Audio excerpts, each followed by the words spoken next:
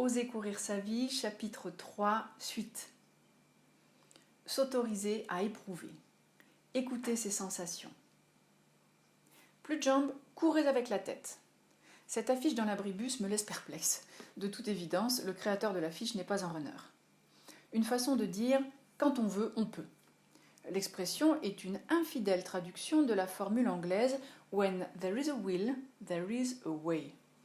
Autrement dit, là où se pose une intention, un chemin émerge. Cela ne signifie pas « quand on veut, on peut ». L'aphorisme sous-entend que si l'on ne peut pas, c'est qu'on ne veut pas suffisamment. Un défaut. Pas assez courageux, pas assez volontaire. Le runner sait que la tête ne peut pas tout. Le runner court avec tout, son corps, sa volonté, ses émotions. Il ne peut omettre ni oublier l'un des trois. Notre corps est un allié souvent méconnu, souvent maltraité. Il m'appartient d'en prendre soin, c'est-à-dire le renforcer et l'assouplir. Force et tolérance, puissance et souplesse, tension et détente permettent une course performante et la moins traumatisante possible. Quand le corps nous fait signe, reprendre son souffle, inspirer est une excellente idée. De la même façon, se dépasser est une expression aberrante. Quelle drôle d'idée que celle qui consiste à vouloir aller au-delà de soi-même sans penser se perdre, sans risquer un burn-out sévère ou une dépression profonde. Mon ami Malek Boukherchi, ultra-trailer de l'extrême, dit volontiers « Notre mental est un grand menteur ». Courir uniquement au mental est une très mauvaise idée. On tâtonne en revanche avec détermination à la recherche de nos limites. On cherche à repousser les bords et les contours sont toujours bien plus loin que ce qu'on imaginait. Ce que nous repoussons, ce sont souvent nos croyances limitantes. Chaque nouvelle performance est un pas vers une bordure dont on ne connaît ni la géographie ni les confins. Accomplir 10 km est un beau défi. Réalisez-en 20 et les 10 vous sembleront ridicules. Et quand vous accrocherez un marathon, 5 km vous apparaîtront une épreuve pour jardin d'enfants, etc. Les ultras passent aujourd'hui les 300 km et provoquent des dénivelés indécents. Jusqu'où va le possible ? L'exploration prend la vie. Conseil coaching. Réinvite ton corps dans ta vie. Fais de la place pour lui. Écoute-le régulièrement. Il a plein de choses à te dire. Conseil numéro 2. Éprouve-toi, expérimente. C'est dans le mouvement que tu vas sentir l'immensité de tes potentiels. Dare to care. Oser prendre soin. Éviter la blessure par usure. En plus de la satisfaction du devoir accompli, ma première participation au marathon de Marie-Ange et Gégé m'apporta son lot d'enseignements sur les conséquences physiques directes d'un tel effort produit sans entraînement suffisant. J'ai couru avec des chaussures tout juste à ma taille, j'apprendrai plus tard qu'une chaussure de course doit être au moins une pointure plus grande que la pointure de nos chaussures de ville. L'inconfort, la petite blessure, endurée sur une courte distance, sont supportables. Il passerait presque inaperçu, éduqués que nous sommes à ne pas faire attention à nous, à ne pas trop nous écouter. Dès que les distances s'allongent pourtant, c'est une toute autre histoire. Imaginez alors la distance d'une vie. Mes pieds se souviennent encore de ce premier semi-marathon improvisé. La peau non aguerrie de mes pieds se couvrit de larges ampoules, mais une autre surprise vint quelques jours après. L'ongle de mon gros orteil devint noir et tomba. Quelques années plus tard, en courant des trails, j'appris le temps du soin et le temps de l'utile précaution. S'il est un coureur de l'extrême effort, l'ultra-trailer est un adepte de l'extrême soin, non pas parce qu'il est douillet, mais parce qu'il est sensé, attentif à ses sensations.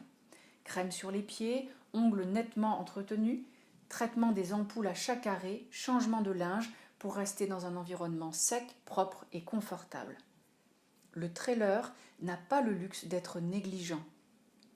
Les coureurs de longue distance sont très attentifs à prendre soin d'eux.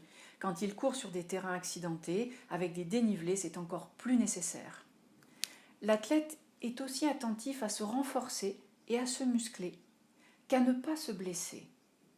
Remettre une chaussette en place, ôter un pli, protéger la peau à vif d'une couture mal placée, changer de foulée pour solliciter d'autres muscles et préserver ses articulations sont des techniques de course bien utiles à nos vies. Le petit temps, pris au fur et à mesure, est un temps gagné par la suite. L'idée est d'éviter la blessure par usure qui va nuire à la performance, voire contraindre à un arrêt non négociable, car rarement notre corps négocie.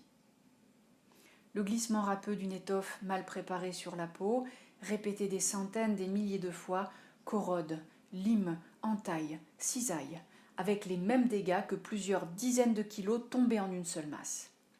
Ces érosions lentes de la peau, ces pressions amères et continues sur les ligaments, les muscles, les articulations ou les os tournent au lancinant supplice et forcent bientôt à l'abandon. Le moindre inconfort, la moindre alerte chuchotée dans les chaussures ou les vêtements prennent immédiatement des allures de gyrophare ou de sirène hurlant pour le coureur. Il remédie, étire, étend, élimine, adoucit, soigne, prévient. Il prend soin. Infime douleur, le frottement de la chaussure, le surplis de la chaussette contre la peau, usent pourtant en silence. Dans la vie, pensez à toutes ces petites choses, ces mots, ces actes ou ces habitudes qui vous usent le quotidien et que vous ne prenez pas la peine d'ôter. Combien de fois es-tu chaussé trop à l'étroit dans ta vie ? Combien de fois as-tu négligé de t'arrêter pour remettre une idée en place, une conversation dans le bon sens ? Combien de fois as-tu manqué de courage pour ne pas laisser reformuler une parole qui n'était pas fidèle à la tienne ? Rester sur un malentendu, enfermer une relation dans une boucle perverse, prendre sur soi un petit choc 1000 fois, comme ces petites phrases qui finissent par creuser nos sillons neuronaux. Tu n'es pas fait pour, tu ne finis jamais rien, tu es toujours comme ceci ou comme cela, sont des refrains faussement anodins. Ces petits riens, ces petites ritournelles accumulées longuement, avec lenteur, vous accablent soudain. Trop, c'est trop. Un jour, nous en avons plein le dos et nous nous étonnons du poids devenu insupportable à force de répétition. Les ruptures, apparemment brutales, sont souvent la conséquence d'un long et sournois processus d'usure. Longtemps cela passe, un jour cela casse. Comment s'en étonner ? L'athlète de la vie devrait être attentif à se renforcer et à se muscler autant qu'à éviter les blessures physiques et à prêter grande attention aux blessures émotionnelles. Car l'élan ne vient jamais de la tête, mais du cœur. L'envie précède l'inscription. On court avec ses jambes, mais on s'inscrit avec son cœur. Et plus la course est longue, plus elle doit garder du sens. Car si je suis fatigué, usé, blessé, j'ai besoin pour continuer de me rappeler du sens. Pourquoi suis-je en train de courir ?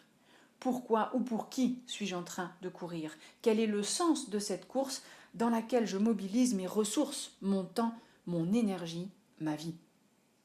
Comme un coureur, nous devons veiller aux microscopiques coupures, aux minuscules entailles, aux petits chocs.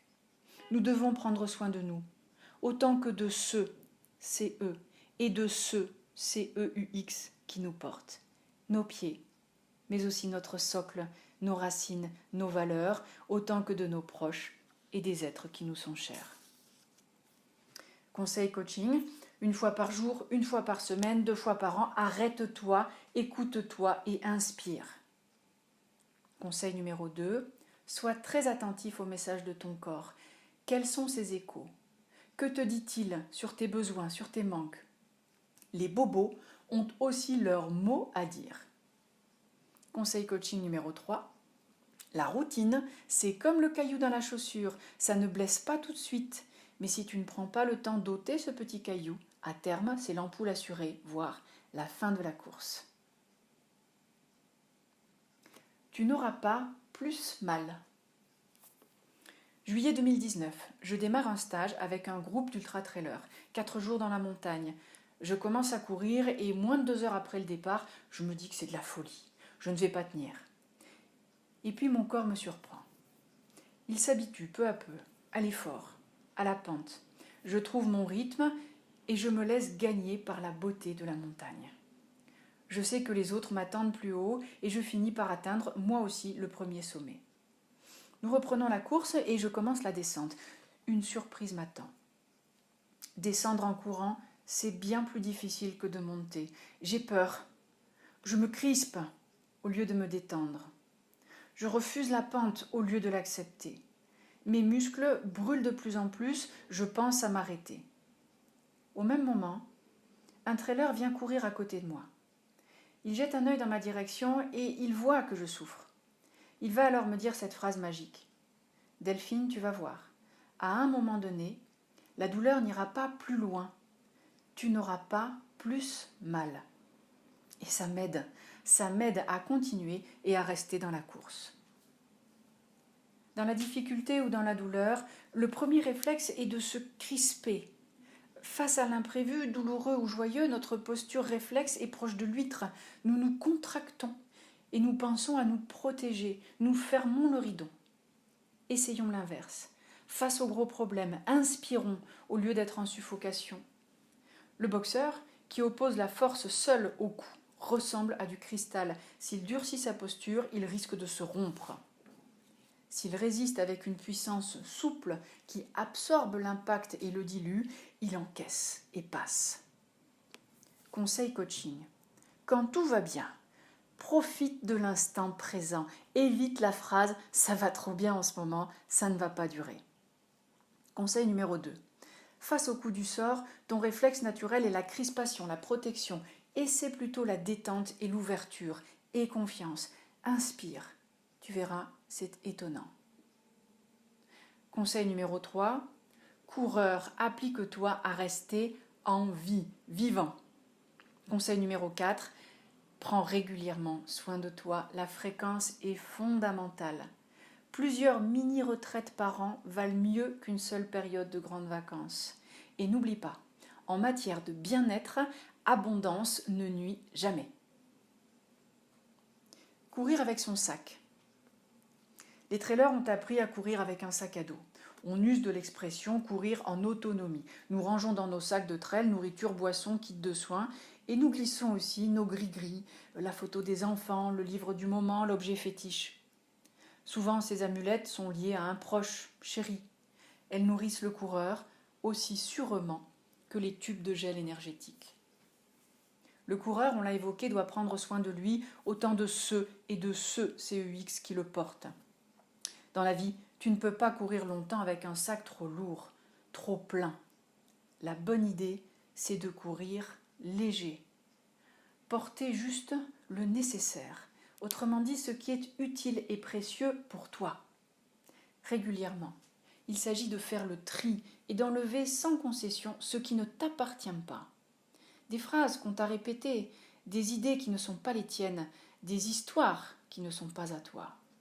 Il te faut faire le ménage, enlève l'inutile de ton sac, allège-le jusqu'à ce qu'il te ressemble parfaitement. Conseil coaching, cours léger, porte juste le nécessaire. Et le nécessaire, c'est ce qui te fait du bien et ce qui t'appartient. Conseil numéro 2, porte avec toi ce qui est précieux. Sois en harmonie avec le poids du sac et sa nécessité. Conseil numéro 3, quand ta tête résonne, R-A-I, et résonne, R-E, avec ton corps et avec ton cœur, ta course devient bien différente. Tu puises de la ressource dans ces 3 composantes qui font de toi un être humain, ta tête, ton corps et ton cœur. Il t'appartient de t'en servir avec respect, sans les épuiser et en les développant les uns et les autres de façon harmonieuse.